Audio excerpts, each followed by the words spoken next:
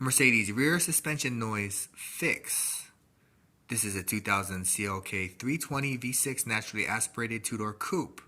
It is currently 2025, so that makes this car approximately 25 years old with around 250,000 miles on the clock. Now, let me give you a little perspective. This is the rear driver's side. Get this caliper out of the way, and where my thumb is, you could see this is the lower control arm. It's housing the spring and the shock. Now, from the lower control arm, we have this right here. Oh, crap. And it goes sideways.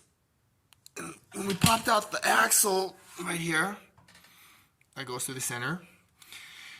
This piece right here, it's part of the knuckle right here. As you can see, I don't know if you see with the light, it is disintegrated, this bushing.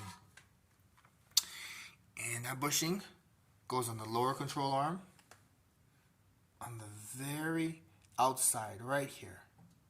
Put the bolt through and then the nut. And this is the bushing that went bad. So for a while, I was hearing a squeaking noise, like squeak. I'm bad with sound effects. It was like, wait, it was more like this. Yeah, like a squeaky noise. Sorry, I'm bad with. Anyways, my point is this. I knew I had a bad bushing somewhere.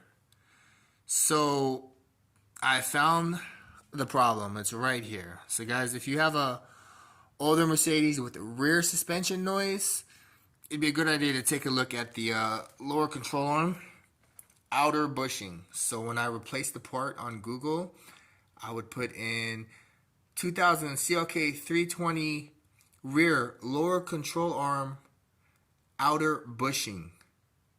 Anyways, do with this information what you may. Till next time, take care everyone.